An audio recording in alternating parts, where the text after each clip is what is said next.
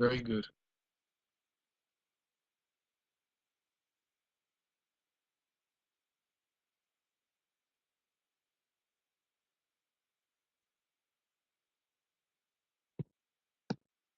Okay, I guess we're ready to start. Okay. Shalom, everybody. Welcome to the new semester. And it's excited because we've upgraded the website. We've upgraded many things. I hope as at Hashem, it'll spread more Rebbe Nachman's teachings and we can help more people to discover the amazing salvations and advice found in Rebbe Nachman's light and teachings, B'ezrat Hashem. That's our goal here. And everything that we're trying to spread and to do is to help people to use these amazing weapons, these amazing remedies and healings. And like the rule always goes, that Hashem always sends a refuah lifnei makkah. He sends always a remedy before sending any type of infliction or any type of difficulty.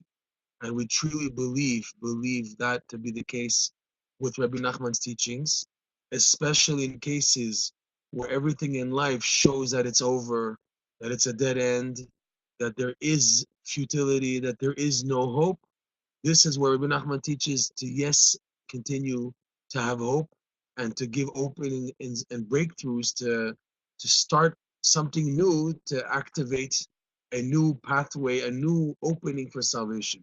That is the beauty of Rebbe Nachman's teachings.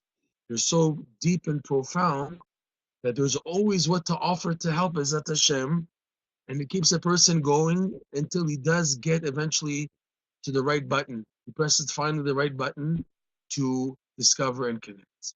All right? With that said, we are going to continue. We're now both on Facebook Live and also on our Breslov campus webinar. And I hope, Bezat Hashem, we can be heard in both places. This is hopefully something amazing, God willing. Okay, so we continue. We're going to start now a new seminar on using the abridged Likutei Moran lessons 44, 45, and 46. All three lessons are interrelated and interconnected, as is understood from Rav Nosson, since he joined all three lessons together in one prayer in his book called Likutei Tfilot, 50th Gate, the prayers on Rabbi Nachman's Likutei Moran. He's made one prayer joining them all three, and he indicated that it wasn't understood why Rabbi Nachman in the text of Likutei Moran separated them as separate lessons, but the ideas are common. And Rav Nosson, being the one who understands Rabbi Nachman better than anybody else, he joined them in one powerful prayer. Now, a bit of the background of these lessons.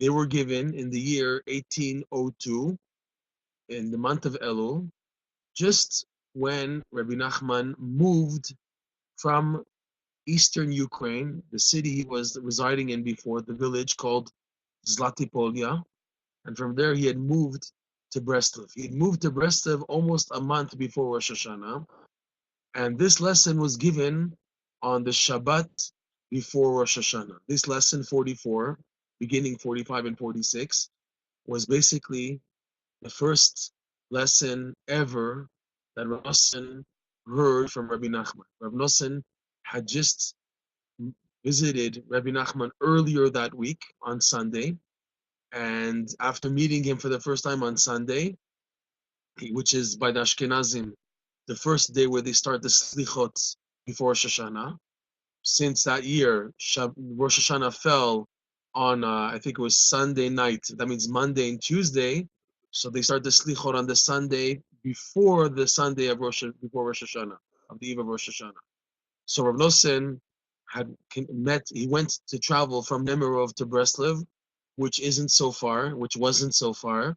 That's why Rav Nosson went to finally meet Rabbi Nachman. He was highly moved, highly impressed by Rabbi Nachman. So went back home to just settle things, and then came back to be by Rabbi Nachman for the Shabbat, Parshat Nitzavim, before Rosh Hashanah of that year, 1802, when Hebrew is the Hebrew year for 1802, 1803.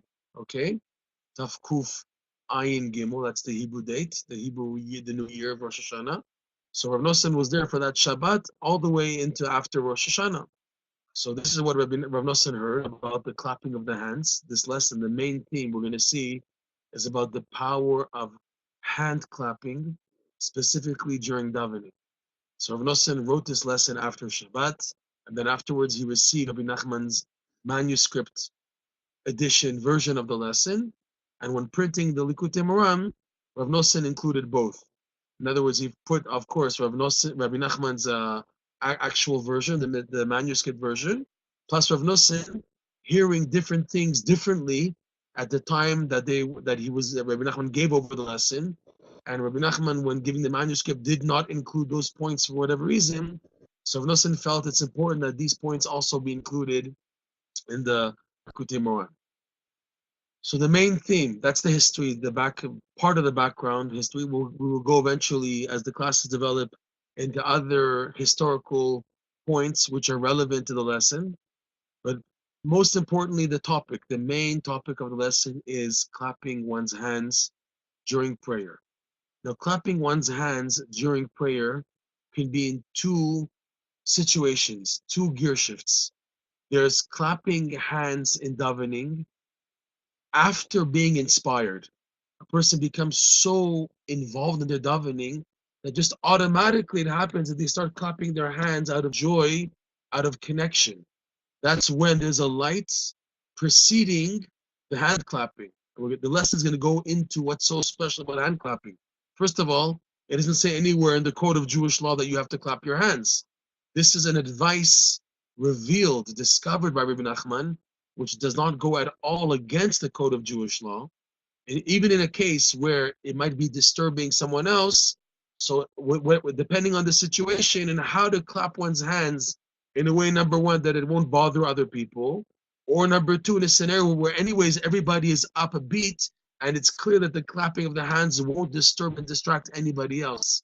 So depending on the situations, that's the conditions of the hand clapping. So it's an advice revealed by Rebbe Nachman in how to penetrate and to delve deeper into the davening through the hand clapping. So like we said, you have hand clapping after being inspired, but especially you have hand clapping of davening in order to create inspiration. And that is what we are more focusing on, what we are more interested in dealing with. When a person feels so detached, so dead, so impure, we're going to see how the lesson is connected to the Holy Land. Person feels so impure. Number two, he feels so overwhelmed with distracting thoughts. He's trying his best to daven, trying his best for days and weeks and months and even years, trying to connect to the words. So simple. It's just a simple thing. I just want to connect to the meaning of the words. Why can't I? When I learn Torah, I can easily more or less concentrate on the words. When it comes to davening, and the words are not so complicated. It's very easy words. Baruch Shamar V'haya Olam, Baruch Ata Hashem, Hodu Hashem Kiru Bishmo, or in the Shmoneh Esrei, right? Elokei Avotenu, Eloi Avraham, Eloi Yitzchak Ben Yaakov. Simple words. And yet when a person tries to daven, he is so, if you want to say, quote unquote, unfairly overwhelmed with distracting thoughts. In a way, it's not fair. I'm trying to daven, even simply, just a simple concentration on the meaning of the words, and they don't let me. There's a blockage. And here is what Rebbe Nachman is revealing, clapping the hands as an opening to banish foreign thoughts.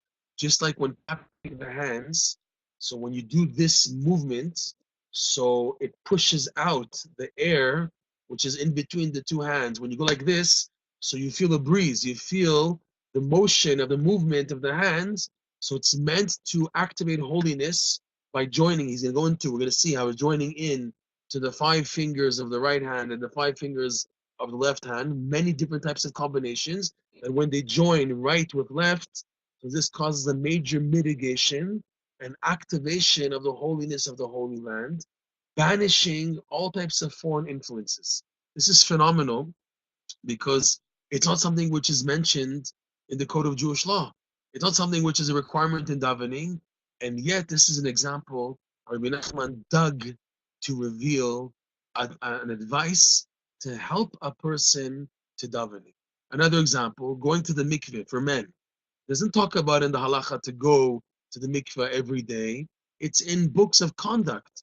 And here the tzaddikim say it is a good conduct which will help you in purifying yourself by being accustomed to going to the mikveh as much as possible, even on a daily basis. So here's another example of advice revealed by Rebbe Nachman to help a person concentrate in davening.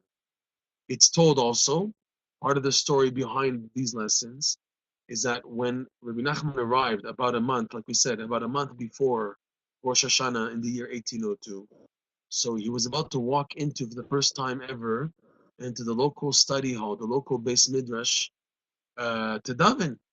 And he was there observing how people were davening there. And he commented, before walking in, he made a statement. He says, why aren't people here davening with enthusiasm, clapping their hands during the davening, like was the way of the Baal Shem Tov and his disciples? Because it was known the Baal Shem Tov also and his disciples were very into this act, this devotion of davening, not quietly and silently, but davening with fervor and intensity and with joy, and everyone was clapping their hands and singing the words. So after the Baal Shem Tov and the generation of his disciples, the first initial disciples passed away, so this devotion and this heat and enthusiasm in davening went down. And this is what Rebbe Nachman commented when he arrived in Breslov. Why don't we hear the hand clapping and enthusiasm that was by the earlier Hasidim?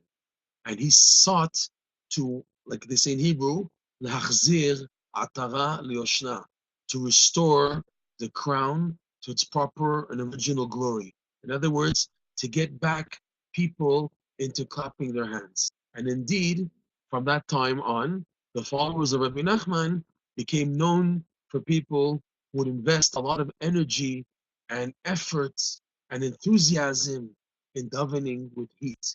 Till today, more or less, you will find some type of distinction, more or less, by normal, regular Breslov minyanim, as opposed to your standard minyanim, both Sephardi or Ashkenaz or even Hasidic and other types of Hasidim. Breslov, in a sense, yes, it is true. I've seen this myself, so I'm telling you from experience that there is a difference in the way of davening. It's much more louder. It's much more with intensity and singing, and people are almost screaming the davening, almost. But it's if it's out, it's coming from the heart. It's not like where they're just screaming because they have to scream, but it's coming from such an enthusiasm that people are aroused to feel the word, not just to saying them, but feeling the words and connecting to their meaning. Because davening is so special. If a person has the merit to connect to the words of davening, it is truly a breakthrough and a key, a gateway for abundance. Rabbi Nachman once said in the book Rabbi Nachman's Wisdom that it's almost impossible for a person to daven the entire prayer service with full concentration. Because if he were able to do so, he would not be able to stand up to the unbelievable prosecution that he would face from the evil forces due to such greatness attributed to prayer with kavana, prayer with concentration. So the best we can do is to do our best to concentrate as much as possible, but not like average people today where they daven just to get over with it. I have to daven, so I get up in the morning, put my tefillin on, and say the words very heavy and just to be yotze, just to fulfill my obligation of davening. But that's not the case. We want more than that. We want to really connect to the prayer, because when you look at the words of the prayers and what they're meant to do, it's so beautiful and it's so needed in life. It's so needed to have the blessings behind the words of prayer activated. It's even when I daven minimal, even if I pray without any concentration whatsoever, I'm accredited to something something is activated, but just imagine how much more is out there, how much more good and abundance and bounty and blessing comes down if you invest much more in your davening and you're able to daven. Like Rabbi Hanina ben Dosa said in the Gemara, in the Mishnah and the Gemara, he said that he had an indicator, a barometer, to know whether or not his prayers were accepted. How would he know? He said, "In tfilati shigura befi." If my prayers were clear, I was able to say the words clearly, which means with concentration, without distractions, and feel connected to the words, then I know that my prayers were accepted. And if not, then I know my prayers were not accepted. The Gemara said this in line with when people asked him to daven for certain sick people, would be able to tell them afterwards that this person is going to live and this person is going to die. And they said, how do you know?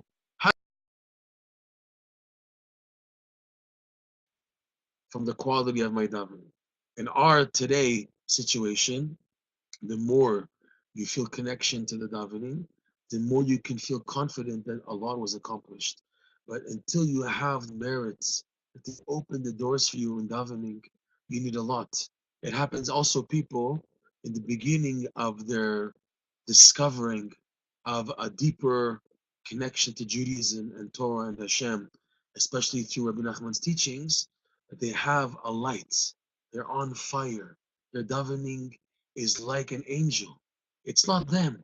They'll tell you clearly it's a gift. I'm feeling the davening, I'm feeling the prayers, and the person sees clearly I didn't do anything to deserve this. It is a pure gift. And this might last for a day, a week, a month, a year, a few years, each person according to their level. And then this intensity, this connection is taken away. And it's as like Rahman explains, and also Rav Nosson, it's as if to say to the person, okay, now we're going to let you develop yourself on your own. You were given a foretaste of what's actually out there, a foretaste of a drop of what's out there, experiencing what davening is. You've tasted it now, and it was given to you as a gift. Now we take it away from you, and that you on your own should earn to reconnect that level of dveikut, of that connection. And that's the idea now. Is that when a person now feels so disconnected in his davening, and he feels it big time because he had once experienced what davening is like. He's tasted already in his lifetime what davening is like.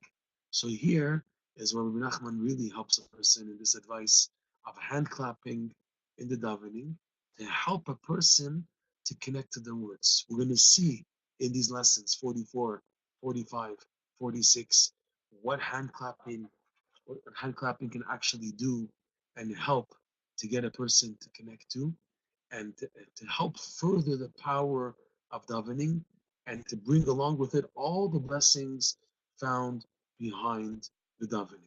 This is the idea of hand clapping, something which is so weird, something strange, awkward for the average modern day Jew or the layman person discovering Judaism and Torah devotion. Clapping during davening, you don't see that. You don't see people davening and clapping and singing and being so. But here, Rebbe Nachman is talking about it. It does exist. And the more you believe in it, and the more you try to do it out of simple, straightforward belief, so the more you have chances of activating the beautiful rectifications found behind the hand clapping as, as a means to advance and to amplify the power of the davening, to connect to the words, and as a result, to have blessings come down through your own davening. This is the gift Rabbi Nachman's revealing in these teachings. Once, Rabbi Nachman and his followers, including Rav Nosson, went to visit the city of Linitz, which was the township of a very famous and respected Hasidic master named Rabbi Gedalia of Linitz. And when he saw how Rebbe Nachman's followers were davening with such intensity and clapping their hands and saying the words out loud and singing the words and feeling so enthusiastic with the words of the davening, so Rav Gedalia of Linitz, he commented to Rabbi Nachman afterwards, surely when one comes before the king in the palace, one doesn't come with such noise and ruckus, rather one comes with respect and awe and quietness. So the Rebbe Nachman responded to Rabbi Gedaliah, I hold by the earlier opinion of the earlier Hasidim, of the Baal Shem Tov, the disciples of Baal Shem Tov, where he held by the opinion of jumping into the king's palace with sweaty hands. In other words, from sweating of the intensity of the movement, and that way to enter the davening. So this is something very special. It's something that has to be worked on, and a person needs a lot of determination, especially if he is in a place where other people are not doing it, and he might look awkward and weird. So a person also needs a lot of daven for that, to ask Hashem guidance, how to be able to clap their hands, and it shouldn't bother other people, and also that I shouldn't have ulterior motives of picturing myself in other people's eyes. Hey, they're all looking at me, how I'm clapping my hands, and I'm somebody special. Also, a person needs to daven that it should be totally sincere and for the sake of helping a person to advance and build up the quality of his davening. That the davening should get better. That's the goal here. That the atmosphere of the davening should be at the level of what's called the Holy Land. That a person, wherever he's in the world, that's one of the most amazing insights of these lessons. Rebbe Nachman teaches that you can be anywhere in the world, and by clapping your hands during the davening, the movement of the air due to the clapping of the hands creates an atmosphere of the Holy Land. Even if a person's in China or Siberia or Alaska or anywhere in the world, and they start davening with this attitude of clapping their hands to draw the holiness of the Holy Land, they actually transform that place where they are into the category of the Holy Land. It's something phenomenal. It can be anywhere in the world, davening, and you want to have that the atmosphere of the davening should be in the Holy Land, which means that the power of the davening will be multiplied, multifold, many times much more, greater and stronger. So clapping the hands transforms that person's 4 cubits where he's davening into the holiness and the atmosphere of the Holy Land. It's an amazing concept that a person can transform Chutz La'aretz, the diaspora, which is considered impure compared to Eretz Yisrael, of course, can transform that into the holiness of Eretz Yisrael, from something phenomenal. We can conquer the world, change the world into the holiness of the Holy Land by simply, a simple devotion of clapping the hands while davening. Something absolutely amazing. So with this, we will now start using the text of the abridged Likutei Moharan. Just wanted to make sure that we're okay here.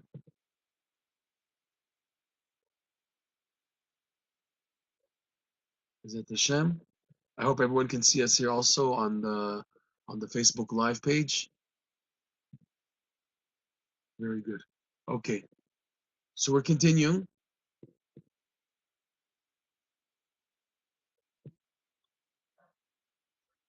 Abridged Likutei Moharan, lesson number 44.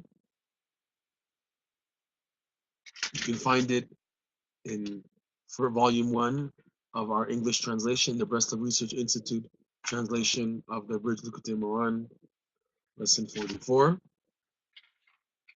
And it explains like this. Ma shemakin kaf el kaf.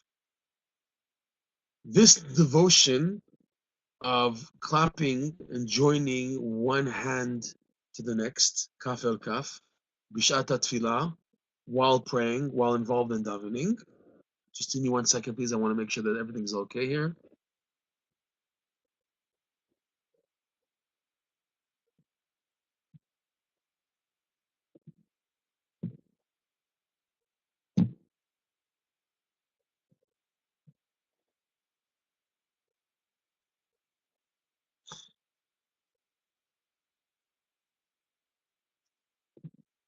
Okay. Ma shemakin kaf el kaf bishat tefillah. This devotion of clapping and joining hands while davening. So he explains. Ki 28 pirkin deyadayim, because the 28 prakim, joints segments of the hand. If you look in the hand, okay, you have a total of 14 joints. 1, 2, 3, 4, 5, 6, 7, 8, 9, 10, 11, 12, 13, 14. There's 14 joints in the fingers of the hand. And when joined with the second hand by clapping, right? So it's 14 plus 14, that's 28. Okay? So he explains the 28 segments of the hands, the two hands together, Hem bechinat, they correspond to the 28 words of the act of creation. We will go into this more and more as the class develops, but it's basically that there are 28 words in the verses at the beginning of the Torah depicting the act of creation. We'll go into that with more details as the class develops, where exactly are indicated these 28 words of the act of creation. But the point Rebbe Nachman is making that it's not just like by chance that there's 28 segments of the joints of the fingers, and there's 28 words in the act of creation. He's saying that there is a direct connection to this, and the connection is that by by joining these fingers together, the hands and the fingers, the joints, you're actually reactivating the act of creation. You are making a creation here. Okay? Shakol nivra bahem, that through these 28 words of the act of creation, everything was created through them. And these 28 words of creation, which the 28 joints of the hands, the two hands correspond to, Nikraim, they are called Koach Ma'asav Higid La'amo Latet Lahem Nachalat Goyim. We will just back up a little. Rashi, the very first Rashi in the Torah, he starts off asking the question, if the whole purpose of Torah is from the wording of Hora'ah, instruction. The purpose of the Torah is instructing the Jewish people in the performance of the Torah, mitzvah performance. So why does the Torah start with this whole story, this nice, not fairy tale, but this historical story, starting from Adam and Eve, all the way to Noah, all the way to Abraham, Yitzchak, Yaakov, Yosef, then the exile to Egypt, and the slavery in Egypt, and then the exile and the Exodus, and then coming to receive the Torah. The Torah should have started from the very first mitzvah, which took place in Egypt, the law of counting the new moon, of blessing the new moon, Achodesh Hazeh Lachem, which appears in Parashat Bo. The Torah should have started from enumerating the actual mitzvot. Why all the story part of the Torah? So Rashi answers, quoting Rav Yitzchak from the Midrash, Koach Ma'asav Higid La'amo, where Rav Yitzchak is quoting a verse from Psalms, that Hashem did the following. Koach Ma'asav, the strength of Hashem's actions, Higid La'amo, he has told over to his nation. In our context, Hashem specifically included in the written Torah the story behind the act of creation, which depicts and brings forth the explanation of Hashem's actions in the creation, the act of creation, with its development, leading to the formation of the Jewish nation. But still, it starts off with the strength of Hashem's actions. He is told over to his nation. Why? For what sake? Latet lahem nachalat goyim, in order to give to them the inheritance of the nations, that the lands of the nations should be an inheritance to the Jewish people. To explain, she says there also in the very first verse of the Torah that the nations could argue against the Jewish people, you guys are thieves. You never ever started off with a land of your own. The land of Israel is not truly yours. It belonged to the 7 Canaanite nations who occupied the land beforehand. And if you want to go before that, it belonged to the descendants of Ham, right? Canaan really is the descendant of Ham. So that land belongs to Ham, to the descendants of Ham, which are Canaan, the 7 nations of Canaan. And you guys come along and conquer it and claim it's your land. If it's the chosen land, you're the chosen people, and God gave it to you, you should have had it in the first place. The fact that you took it away and it wasn't rightfully yours, and you don't have a divine right to take it from someone else, so you guys are robbers. Because if you are so chosen, Hashem should have created already initially a land specifically for you, the Jewish people, the Jewish nation. Okay? So the verse is saying, and the verse is answering. Hashem has told over the strength of his actions to his nation in order to give to them as an inheritance the lands of the nations, which means that Hashem, the Torah is telling us the story of how the world is created, and where we see that Hashem started off the world. The world belonged to nobody in the beginning. It belonged to God. God created the world. And on the world that he created, he put Adam and Chava. He created Adam and Chava. And they had their children, right? Cain, Hevel, Shet. And then from Shet, the world was formed, families and families, people began to settle. And they assumed wherever they settle, they can take control. But the real truth is the land still, and back then, and still belongs only to Hashem. The land meaning the entire world, including Eretz Yisrael, the Holy Land. And the Torah tells us this story to show that Hashem gave permission for Canaan to conquer, to take, occupy, and rule over the land of Israel. And then Hashem also chose to take it away from them and give it to who he chooses, because Hashem is the master of the land, master of the world, period. He decides who can take what. So in Hashem's will, Hashem decided and pushed forward to agree that the land that initially was conquered and ruled by the nations of Canaan, the descendants of Ham, will eventually go back, will be taken away, and he gives it rightfully because it's his land. He can do as he wishes, Hashem. He took it from them and gave it to the Jewish people. So we're not robbers. We received the Holy Land as a gift, like many verses in the Torah depict Hashem describing to Avram and Yitzchak and Yaakov and Moshe that I'm going to give to the Jewish people, your descendants, this land of flowing with milk and honey, this land of Eretz Yisrael, the Holy Land as we know it today. Hashem promised in many verses that this land belongs to the Jewish people. Fine. So this is what Rashi says in the beginning. So let's see what Rebbe Nachman is going to say into this idea. Koach ma'asav higid amo latet lem nachalat goyim. Ukeshe'anu mochain kaf el kaf. So this is what Rashi said about the beginning of the Torah and why we have the strength of Hashem's actions. What I didn't mention is we said there's 28 words in the beginning act of creation, and the verse quoted from Psalms by Rabbi Yitzchak in the Midrash that Rashi is bringing down, the verse from Psalm 111, verse number 6, Koach ma'asav higid la'amo, which we said the translation is literally that the strength of Hashem's actions did he tell over to his nation, which we said means that Hashem included in the Torah the story part of creation, the whole story of Genesis and the Noah, Avram, etc., the whole story of how it began. So if you notice, the word for strength is koach, which is also the numerical value 28, which is the same numerical value of the segments, the joints, the parts of the 14 fingers times 2, that's 28, and the 28 words in the act of creation. So this is the hint here, that the number koach, strength, the word strength refers to the number 28, both hinted to in the hands and also in the 28 words of active creation. So Rebbe Nachman is drawing on this connection.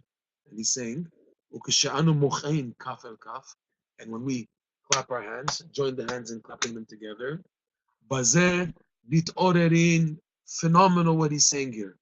By clapping the hands and creating 28 joints of the hands, because they're joined together, you're joining and making a unit of 28. There was 14 here, 14 here.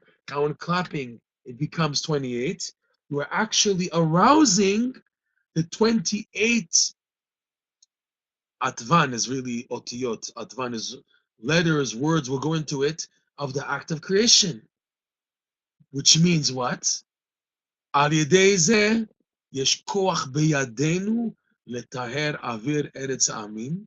We have, through clapping our hands, creating the number 28, to our clapping of the hands. We have the strength in our hands to purify the atmosphere, the air of the land of the nations, ulegaresh avir hatameh, and to expel and kick out the impure land, the impurity of the atmosphere found in the lands of the nations. This is phenomenal. Just like, again, to see the connection. Rebbe Nachman says, quoting Rashi, quoting the Midrash, that Hashem allowed the story of the Genesis to be written down to show and express the strength of Hashem's hands, his actions, his activities of creating the world, and that by doing so, that the Jewish people are not robbers, that Hashem gave them this land. So that means the holiness of the land of Israel was due to the story brought down in the Torah, illustrating and presenting to us the history of how the world is created.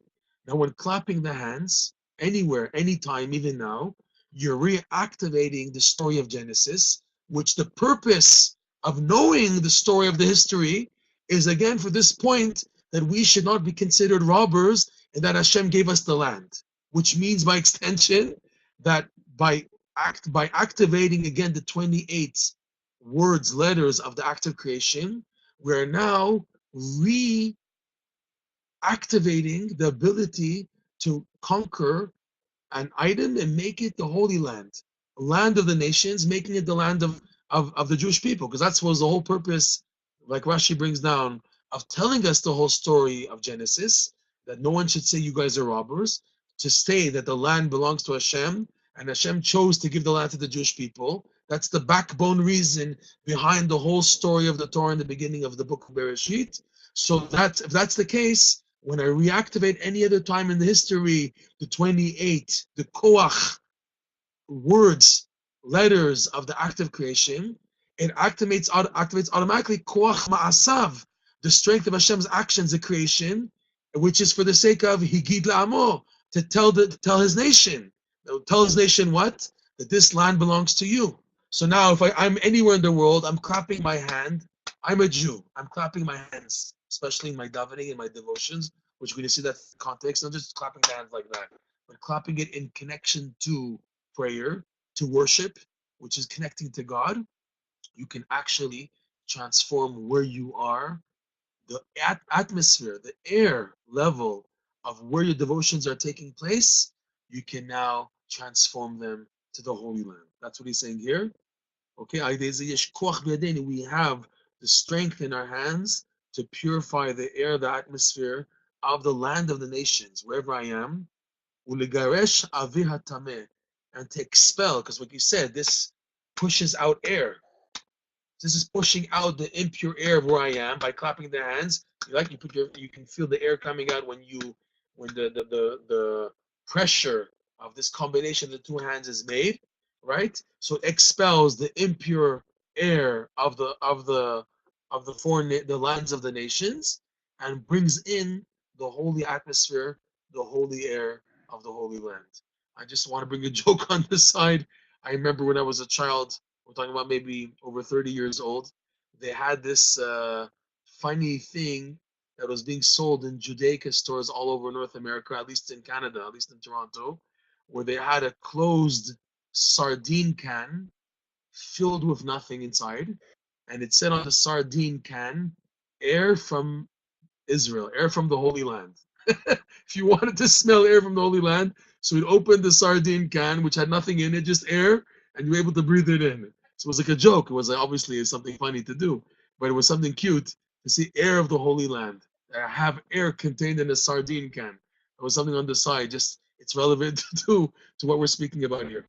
In any event, so he explains now, like we just mentioned now, ki chozer artzam. Just 1 second, please. Let's just fix the screen here. Because what happens is that the land of the nations, by clapping your hands and then transforming the atmosphere into the atmosphere of the Holy Land, because you should know, I have to explain this idea, I think, that the main holiness of the land, of being in the walking in the Holy Land, It's breathing in the pure air. Like the Gemara says, Avira, the Eretz Yisrael, Machkim. The land, the air of the Holy Land is what makes a person wise. Just breathing in the air of the Holy Land, it's not the same air in anywhere else. Not like the same air like Turkey or Europe or Africa or Asia or North America, South America, you name it. It's not the same air. Even though you might say, 1 second, scientifically, the air is being pushed through the rotation, right? That the cycle of the clouds and the celestial bands, that the oxygen and air is always moving. So that air, which is in the Holy Land, was beforehand in Europe and Africa, wherever it came from. So it's the same air. And the answer is it's not the same air. Once that air enters the boundaries of the Holy Land, it changes its quality. It has such a supernatural holy quality that just breathing in the air of the Holy Land makes a person wise. It's the air concept. It's one on one hand, it's walking 4 cubits in the Holy Land, right? Which is the whole thing. The requirement of being in the Holy Land is walking, walking, walking, which is with your feet. But still, the repercussion, the result, the internalizing of the land of Israel is specifically the air. That's what we're interested in, because it's the air which is our conduit for the prayers that we say to go up. It's the conduit for our connection. It's one thing to have your feet grounded on the soil of the Holy Land, but now the byproduct and the result, the goal, is that then prayers, speech, the mind, the eyes, the brain, the mouth, the whole body, it's starting at the up part of the body, which is the head, is now connected to the Holy Land too. Since you don't walk on your head, you don't put your head on the soil. So the part of Holy Land which is associated with the head part, which is where Torah study takes place from the mouth and prayer from the mouth. So it's connected to air. Because also speech, which is words of prayer, words of Torah, involve air, oxygen. Where are you getting that air from? From the Holy Land. That's the idea of air, atmosphere of the Holy Land being a part of a person's prayers, Torah study, thoughts, because you're breathing in the oxygen of the Holy Land, and the lungs take in this oxygen and bring the oxygen particles into the blood system, going up to the brain. So your thoughts and Torah ideas are based on atmosphere of Eretz Yisrael. Phenomenal. To activate this, even if you're presently not in the Holy Land, is through clapping your hands. This idea is phenomenal. It's something amazing, but it's what's interesting is it's so accessible. It's not something which is like far off and far reaching. It's like something where you have to go very far to get it. It's something which anybody can do. Anybody at their level can begin to clap their hands in the devotions for the sake of activating the holiness of the Holy Land. The light of the 28, the number 28, which reactivates the act of creation, which is for the sake of the Holy Land, revealing the holiness and the ownership of the Holy Land belonging to the Jewish people, which means it's God's land, it's the chosen land. Okay? כי חוזר עצם תחת ממשלת הקדוש ברוך הוא, by clapping your hands wherever you are, and then transforming the atmosphere, kicking out the atmosphere, the impure atmosphere of the lands of the nations. So as by doing so, you now restore their lands, which are covered under the jurisdiction and rulership of the nations. Hashem has agreed to give it over to them, but it has its limitations and qualifications of being impure and negative and down and far. So now, by clapping your hands wherever you are, anywhere in the world, you are now restoring that land, wherever you are, clapping your hands and davening, under the direct rulership of God. Hashem for sure is the ultimate ruler, but He's given over, so to speak, given over the land to nations. You have Russia, which has taken their land, China, India, North America, Mexico, Chile, Europe, Asia, Africa, everywhere, right? Hashem gave permission for the Gentiles to rule nations. They have countries and nations, etc., right? But now by clapping the hands, when the Jewish people clap their hands, they restore that the melucha, the kingship of the land, belongs directly to God. That means the person now has activated divine providence at a high level to exist where he's standing. Even though he's in the middle of Romania or Hungary or or Germany or France, wherever he is, by now clapping his hands in the davening, he kicks out the impurity of the land of the nations on that spot, and it draws on the holiness of God's land directly. Becomes revealed, becomes uncovered, and it's open for blessing and bounty. In our context, that prayers now can be said with less distractions, because we're going to see coming up that the distracting thoughts that are bothering you from davening emanate from the impurity of the foreign nations.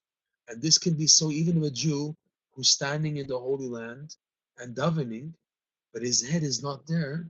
So what it basically means is the impurity of the land of Canaan, because the Eretz Yisrael, depending on the merits of the Jewish people, can always go back and forth being called the Holy Land or the land of Canaan. Depends on them.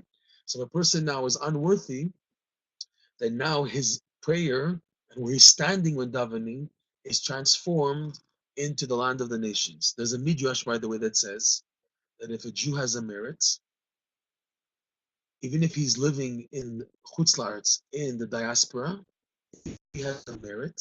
Angels come and put under his feet earth from the Holy Land. So even though he seems to be walking in New York, in Los Angeles, in Montreal, in Toronto, in London, in Paris, wherever he's walking, but if he's connected, then he has the merit of being connected to the Holy Land. So angels come and put under his feet while he's walking earth from the Holy Land. And the opposite is also true. The Midrash says that if you have a Jew who's not worthy, that even though he's walking physically in the Holy Land, he doesn't deserve to be here.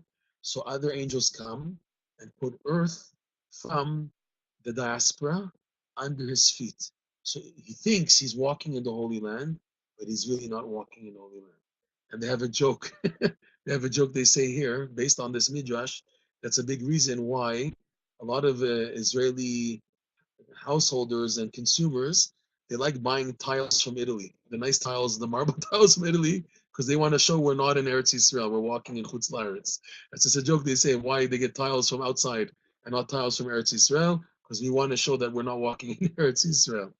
But the point is that wherever your head is, your heart is, and your prayers, and we see that the hand clapping has an influence that determines where you are.